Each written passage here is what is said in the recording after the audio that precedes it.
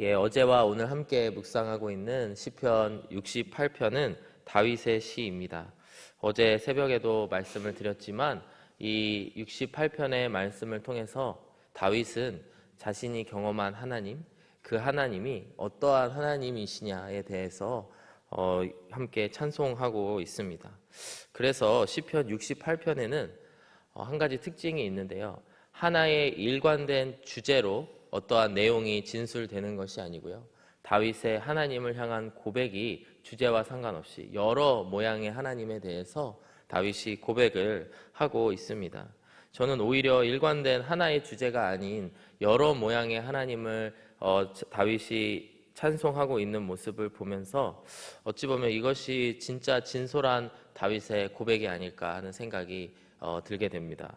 그래서 인생 가운데에 그가 경험한 다양한 하나님의 모습을 찬송하고 있는 시가 오늘 시편 68편의 시라고 할 수가 있습니다.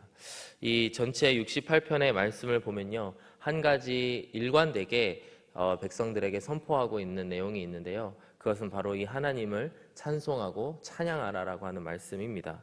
어제 함께 읽으셨던 시편 68편 4절의 말씀을 보시면요, 하나님께 노래하며 그의 이름을 찬양하라 이렇게 말씀합니다. 하늘을 타고 광야에 행하시던 이를 위하여 대로를 수축하라. 그의 이름은 여호와이시니 그의 앞에서 뛰놀지어다. 하나님 앞에 나와서 위대하신 하나님께 찬송을 올려드리라 이렇게 말씀하고 있습니다. 오늘 함께 읽으신 본문인 32절의 말씀을 보셔도요, 땅의 왕국들아 하나님께 노래하고 주께 찬송할지어다. 이것이 다윗이 우리에게 이 시편을 전해주고 있는 목적이라고 할 수가 있습니다. 오늘 함께 68편 후반부의 말씀을 살펴보면서 다윗이 경험한 하나님은 어떠한 하나님이셨을까요? 그것을 함께 알기를 원합니다. 그래서 우리가 다윗이 경험하였던 하나님이 내가 경험했던 하나님과 같은 하나님이시면 너무나 반가울 것 같습니다. 내가 만난 이 하나님이 다윗도 경험을 하였구나. 그러나 동시에 아직 내가 잘 경험하지 못했던 하나님의 모습이 오늘 다윗의 고백 가운데 있다고 한다면, 하나님, 제가 더욱더 주님을 알기 원합니다. 더욱더 주님께 찬송과 경배를 올려드릴 수 있도록 주님 저를 만나주시고 저에게 주님을 보여주시옵소서라고 고백하는 이 시간이 되기를 원합니다. 오늘의 본문의 말씀을 통해서 알 수 있는 하나님의 모습은 어떠한 모습이냐? 첫 번째로 하나님은 우리의 짐을 대신 지시는 하나님이심을 다윗은 고백하고 있습니다. 19절의 말씀을 우리 함께 한 목소리로 읽어볼까요? 19절의 말씀입니다. 시작. 날마다 우리 짐을 지시는 주 곧 우리의 구원이신 하나님을 찬송할지로다. 여기서 보시면 다시 한번 하나님을 찬송할지로다 하면서 하나님 찬송할 것을 권면하고 있는데요, 바로 어떠한 하나님을 찬송하냐? 날마다 우리 짐을 지시는 주님, 날마다 우리의 짐을 대신 져주시는 바로 그 주님을 찬송하라고 오늘 다윗은 이야기하고 있습니다. 다윗이 경험한 하나님, 그가 인생의 역경 가운데에서 만났던 하나님의 모습은 그가 무거운 짐을 지고 갈 때에 그의 짐을 들어주시고 도와주시는 구원의 하나님이시다라고 고백을 하고 있습니다. 여러분, 이 고백이 얼마나 놀라운 고백인지 아십니까? 하나님에 대해서, 하나님이 우리의 짐을 지시는 분이시다라고 하는 고백이 얼마나 놀라운 고백인지 모릅니다. 그리고 아마도 여러분의 삶, 여러분의 인생 가운데에서도 우리의 짐을 대신 들어주시는 하나님을 만나셨으리라 생각됩니다. 그렇기 때문에 우리가 더욱더 놀랍고 우리가 같은 하나님을 만났구나라고 하는 것을 알 수 있는 것이죠. 여러분, 역사적으로 봤을 때 어떠한 신이, 그리고 어떠한 종교에서 신이 짐을 들어준다라고 하는 이야기를 들어볼 수가 있을까요? 아마도 그 당시에 다윗이 살던 시대에도 여러 이방 신들이 있었습니다. 블레셋이 섬기던 바알 신도 있었고요, 또 역사적으로 또 주변의 여러 국가들을 통해서 여러 우상들, 여러 신들을 섬겼지만 그들은 대신 짐을 들어주는 신이 아니었습니다. 오히려 어떠한 물건을 착취하고 또 짐을 들어줄 것을 요구하는 그런 신들이었던 것이죠. 그래서 이사야서 46장 7절의 말씀을 보면요, 우상들에 대해서 이렇게 이야기를 합니다. 그것을 곧 우상을 들어 어깨에 메어다가 그의 처소에 두면 그것이 서 있고 거기에서 능히 움직이지 못하며 그에게 부르짖어도 능히 응답하지 못하며 고난에서 구하여 내지도 못하느니라. 이것이 우상의 모습입니다. 사실 사람의 손을 타지 않고서는 아무것도 할 수 없는 것이 이 땅의 여러 우상들의 모습인 것이죠. 하지만 그것에 영적으로 지배를 당하게 되는 존재가 우리의 연약한 존재다라고 하는 것입니다. 그러나 우리 하나님은 능력이 있으시고 힘이 있으셔서 우리가 하나님을 돕지 않더라도, 우리가 하나님께 손을 내밀지 않더라도 스스로 계시며 또 스스로 일을 하실 수 있는, 운행하실 수 있는 분이십니다.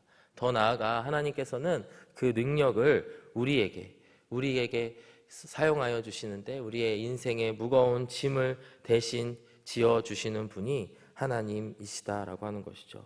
우리는 이 하나님을 만난 적이 있지 않습니까? 마태복음 말씀해 보시면 11장 28절에 수고하고 무거운 짐진 자들아 다 내게로 오라, 이렇게 말씀하십니다. 예수님께서 이렇게 말씀하시며 내가 너희를 쉬게 하리라, 이렇게 말씀합니다.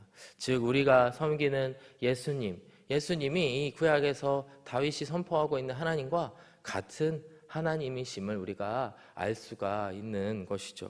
그러면서 29절, 30절의 말씀, 마태복음 11장 말씀을 보시면요, 예수님이 스스로에 대해서 이렇게 말씀을 하십니다.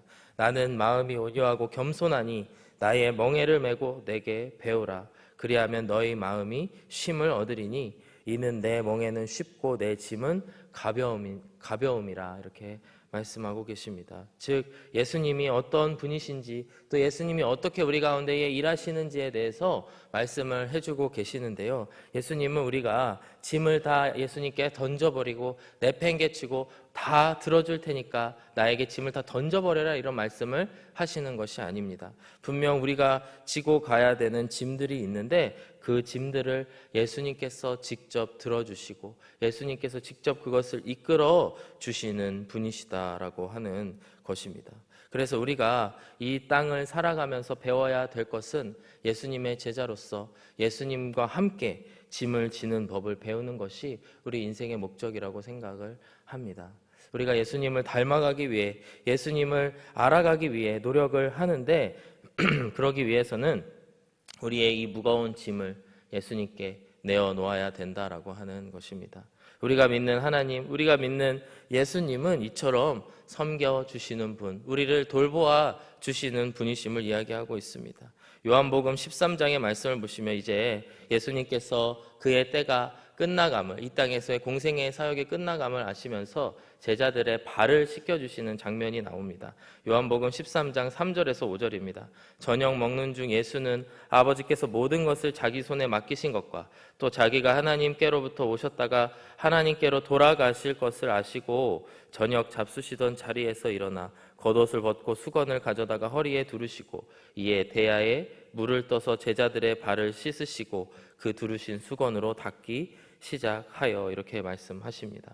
이제 마지막 때가 가까운 것을 아시고 제자들에게 섬기는 모습, 가장 낮은 자리에서 섬기시는 모습을 우리에게 보여주시는데요, 요한복음 13장 15절의 말씀을 보시면 이와 같이 섬기신 목적이 나옵니다. 그것은 바로 15절의 말씀, 내가 너희에게 행한 것 같이 너희도 행하게 하려 하여 본을 보였노라. 이처럼 예수님께서 우리에게 낮은 자리에서 섬겨주시는 분, 우리의 짐을 대신 지시는 이유는 우리로 하여금 모든 짐을 벗어버리고 방탕하게 살라고 우리에게 그렇게 해주시는 것이 아닙니다. 예수님의 본을 받아서, 본을 보고 예수님처럼 예수님 같이 살아가라고 하는 이야기를 우리에게 가르쳐 주고 계시는 것입니다. 이처럼 여러분 예수님이야말로 다윗이 고백하고 있는 그 하나님이심을 이 시간 바라보게 되시길 원합니다. 그리고 여러분의 삶 가운데에 무거운 짐을 지고 가시는 것들이 있다면 어떠한 그런 소망도, 이 땅의 소망도 갖지 마시고 오직 예수님께 대하여 소망을 가지시는 저와 여러분들이 되시기를 주님의 이름으로 축복합니다. 지난주에 미국 대선이 있었죠. 그래서 그 결과에 대해서 이러쿵저러쿵 많이 논평하는 영상들이 저의 핸드폰에도 많이 이렇게 추천이 돼서 뜨더라고요. 그것을 보면요, 이제 대통령이 바뀌게 되고 정권이 교체되기 때문에 이러한 내용들을 우리가 기대해 볼 수가 있다. 이러한 내용들을 걱정이 되기도 한다. 여러 가지 논평들이 막 나타나지만 결국에 우리가 이 땅에서 소망을 걸 수 있는 것은 대통령이 아닙니다. 사실 대통령이 바뀌었다고 해서 또 세상에 어떠한 지도자가 바뀌었다고 해서 우리의 삶이 전혀 달라지지 않을 수도 있습니다. 우리가 진정 소망을 두어야 되는 것은 우리의 짐을 지어주시는, 너의 무거운 짐을 내게 가지고 오라, 내가 너의 짐을 가볍게 해주겠다 하시는 예수님께 우리의 소망을 걸어야 될 줄로 믿습니다. 이것이 바로 다윗 왕의 고백이었던 것입니다. 그의 인생 가운데 얼마나 고민과 근심이 많았겠습니까? 그는 대통령보다 더 높은 왕이었습니다. 근데 왕인 이조차도 너무나 많은 고민, 걱정, 내적으로, 외적으로 수많은 적들이 그를 둘러싼 인생이었습니다. 그런데 그가 왜 평안하게 살 수가 있었느냐? 날마다 우리의 짐을 지시는 하나님과 동행하였기 때문인 줄로 믿습니다. 그리고 그분께 짐을 내어드렸을 때에 예수님께서 하나님께서 우리에게 주시는 그 짐이 세상 짐보다 훨씬 가벼운 짐을 지고 가게 하셨다라고 하는 것입니다. 여러분, 세상의 모든 근심, 걱정을 지고 가는 것보다 예수님께서 주신 사명을 감당하며 그것을 얼마나 잘 감당할 수 있을까를 고민하는 것이 훨씬 가벼운 짐인 줄로 믿습니다. 내가 어떻게 이 땅에서 먹고 살아가야 되나, 어떻게 이 땅에서 부자가 돼야 되나를 걱정하는 것보다 내가 어떻게 하면 이 땅에서 영혼을 더 많이 구원할까, 내가 어떻게 하면 이 땅에서 더 하나님, 예수님을 전할 수 있을까를 고민하는 것이 훨씬 가벼운 짐이다라고 하는 것입니다. 그리고 그 짐을 함께 들어주시는 예수님이 계시다라고 하는 것입니다. 오늘 우리의 짐을 모두 주님께 맡겨드리고 우리의 인생의 가치관이 예수님 중심으로 변화되시기를 주님의 이름으로 축복합니다. 예수님께서 스스로 말씀하셨습니다. 나는 마음이 온유하고 겸손하다. 정말 가장 낮은 자리에서 겸손을 보여주신 주님이 우리의 짐을 들어주시고요. 그분은 마음이 온유하기 때문에 우리의 작은 실수, 우리의 어려움들을 모두 다 이해하시고 공감하시는 분이다라고 하는 것입니다. 오늘 그 하나님을 만나게 되시고 오늘 또 지고 가는 무거운 짐이 있다면 그것을 내려놓고 예수님께서 주시는 가벼운 멍에를 지고 가게 되시는 저와 여러분들이 되시기를 주님의 이름으로 축복합니다. 오늘 다윗이 고백하고 있는 두 번째 하나님의 모습은 어떠한 하나님이시냐? 바로 우리를 수렁에서 구원하시는 하나님이심을 다윗은 고백하고 있습니다. 20절의 말씀을 보시면요, 하나님은 우리에게 구원의 하나님이시라. 사망에서 벗어남은 주 여호와로 말미암거니와, 이렇게 하나님에 대해서 고백을 합니다. 다윗이 경험한 하나님은 어떠한 하나님이시냐? 그가 사망의 음침한 골짜기, 어두운 수렁 가운데에 있을 때에 그를 건져주시는 구원의 하나님이시다라고 하는 것이죠. 여러분, 구원을 받았다라고 하는 게 단순히 나의 삶을 조금 살기 좋게 바꾸어 주시거나 나의 삶을 더 살기 좋게 바꾸어 주시는 것을 의미하는 것이 아닙니다. 나의 힘으로는 도저히 빠져나올 수 없는 수렁에서 나를 힘으로 건져 올려주신 것이 나를 구원하셨다라고 하는 말에 참 의미입니다. 그래서 에베소서 5장 8절의 말씀을 보시면요, 너희가 전에는 어둠이더니 이제는 주 안에서 빛이라, 빛의 자녀들처럼 행하라. 우리가 어둠 속에 있을 때는 사실 어둠 속에 있는지 모를 때가 있습니다. 어둠 속에 있으면 어느새 우리의 시력이 어둠에 익숙해져서 어둠 가운데에 사는 것이 당연한 것처럼 살아갈 수도 있습니다. 그러나 우리가 언제 어둠에 있었던 걸 알 수 있을까요? 바로 빛을 만났을 때. 아, 이렇게 밝은 빛이 있었단 말이야. 이렇게 세상이 잘 보인단 말이야. 이런 세상에 내가 살고 있었단 말이야. 를 알 수 있는 것은 바로 빛이신 하나님을 만났을 때, 그 빛을 보았을 때라고 하는 것입니다.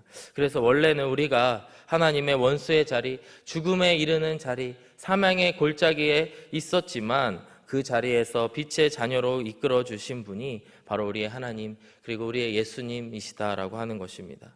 21절의 말씀을 보시면요, 그 원수들, 즉 사망의 골짜기에 있는 자들의 모습을 이렇게 묘사하고 있습니다. 그의 원수들의 머리, 곧 하나님의 원수들이죠. 하나님의 원수들의 머리, 곧 죄를 짓고 다니는 자의 정수리는 하나님이 쳐서 깨뜨리시리로다. 하나님 믿지 않는 자들, 또 죄를 짓고 다니는 자들, 이 자리에 원래 우리가 있었다라고 하는 것입니다. 그리고 그 자리는 결국에는 하나님이 쳐서 깨뜨려 버리시는 그런 심판의 대상자가 되는 자들이라고 하는 것입니다. 그러나 하나님께서는 이 깊은 수렁에서 우리를 건져주신 분이심을 다윗은 고백하고 있습니다. 22절의 말씀을 보시면요, 주께서 말씀하시기를 내가 그들을 바산에서 돌아오게 하며 바다 깊은 곳에서 도로 나오게 하고, 이렇게 하나님이 하신 말씀을 기록하고 있습니다.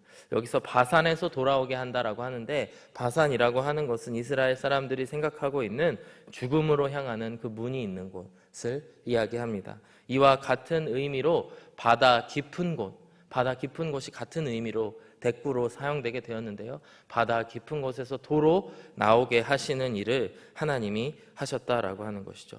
바다 가장 깊은 곳이 어떤 곳일까요? 어두운 곳, 추운 곳, 생명이 없는 곳, 정말 쓸쓸하게 짝이 없는 그 자리, 정말 비참한 그 자리에서 비참한 자리에 있는지도 모르고 살아가는 우리들을 수렁에서 건져주신 분이 우리의 하나님이시다라고 하는 것입니다. 여러분, 시편 23편의 말씀을 잘 아실 것입니다. 여호와는 나의 목자시니 내게 부족함이 없으리로다. 그가 나를 푸른 풀밭에 누이시며 쉴 만한 물가로 인도하시는도다. 내 영혼을 소생시키시고 자기 이름을 위하여 의의 길로 인도하시는도다. 내가 사망의 음침한 골짜기로 다닐지라도 해를 두려워하지 않을 것은 주께서 나와 함께 하심이라. 주의 지팡이와 막대기가 나를 안위하시나이다. 이렇게 고백을 합니다. 결국에 하나님께서 우리를 푸른 초장, 쉴 만한 물가로 인도하실 텐데, 지금 현재 우리가 비록 사망의 음침한 골짜기를 다닐지라도 우리가 두려워하지 아니할 것은 그곳에서 우리의 영혼을 건져주신 분이 하나님이시고, 지금 이 비참한 상황 가운데 있을지라도 반드시 마지막에 구원해 주실 분이 우리의 목자 되시는 예수님이시다라는 사실을 다윗도 고백하고 있고, 오늘 시편 68편에서도 다시 한번 고백하고 있습니다. 여러분, 목자라고 하는 직업이 얼마나 힘든 직업일지를 생각해 보았습니다. 우리가 흔히 직업을 얘기할 때 3D 직종이라고 이야기하죠. 더티, 디피컬트, 데인저러스 해서 이러한 직종들이 참 힘들고 어려운 직종이라고들 이야기를 합니다. 근데 여러분, 이 목자라고 하는 직업이 얼마나 힘든 직업일까요? 먼저 첫 번째로 잠을 못 잡니다. 밤낮 없이 그곳에서 양을 지켜야 되는 일들이 이 목자가 해야 될 일들입니다. 우리 주변에도 밤낮이 바뀌어서 일하시는 분들이 계실 텐데 얼마나 힘들어하고 그 일들이 어려운지를 우리가 볼 수가 있습니다.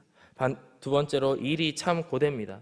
바깥에서 일해야 되고, 추울 때 추운 데서 일해야 되고, 더울 때 더운 데서 일해야 되는 고된 일을 하는 것이 바로 이 목자의 역할입니다. 세 번째로, 아주 위험한 일을 하죠. 많은 짐승들이, 많은 동물들이 그에게 다가와 위협을 할 수 있고요, 또 골짜기에 다니다가 낙상사고를 당할 수도 있는 참 위험한 일이다라고 하는 것입니다. 그럼에도 우리 목자 되시는 예수님이 우리의 목자 되신다라고 하는 것 자체가 얼마나 우리에게 은혜인지 모릅니다. 우리가 빠져있는 수렁, 우리가 스스로 빠져나올 수 없는 그곳에 있는 양과 같은 우리들을 하나님께서는 직접 우리 가운데에 오셔서 우리를 그곳에서 건져내주신 분이 우리의 하나님이시다라고 하는 것입니다.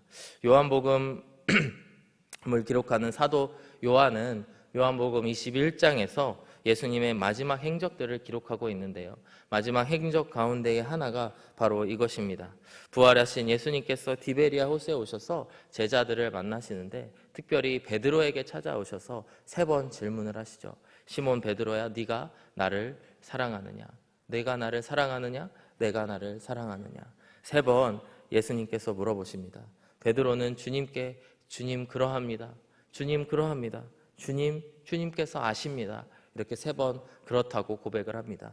그럴 때 예수님께서 어떤 대답을 하시느냐? 그렇다면 네가 나를 사랑한다면 내가 내 양을 먹이라, 내 양을 치라, 내 양을 먹이라, 이렇게 말씀을 하십니다. 즉 예수님께서 우리의 목자 되어주시고 예수님께서 우리의 구원자 되어주시는데, 예수님께서 우리를 구원해 주신 목적 가운데의 하나가 낮은 자리에서 섬기시는 그 주님을 닮아서 우리도 목자의 역할, 다른 영혼을 구원하는 도구로 쓰임을 받으라고 하는 것입니다. 우리에게 본을 보여주셔서 먼저 가장 낮은 자리에 오신 하나님을 이 시간 기억하길 원합니다.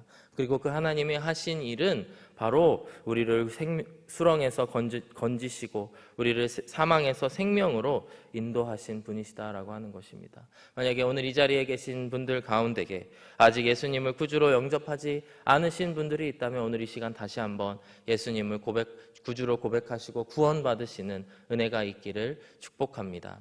동시에 과거에 받은 은혜, 그러나 어느새 이 받은 은혜를 잊어버리고 살아왔었다고 한다면 오늘 주님께서 이야기하시는 것, 내가 나를 사랑하느냐? 네, 주님을 사랑합니다. 오늘도 내가 주님의 양을 치기 위해 목자 되신 주님을 닮아가서 살아가기 위해서 오늘도 나아가겠습니다 라고 고백하게 되시는 저와 여러분들이 되시기를 주님의 이름으로 축복합니다. 마지막으로 오늘 세 번째로 다윗이 고백하고 있는 하나님은 어떤 분이시냐? 하나님은 우리의 찬양 받기를 원하시는 하나님이시다라고 고백하고 있습니다. 오늘 본문의 24절의 말씀을 함께 읽어보실까요? 24절의 말씀입니다.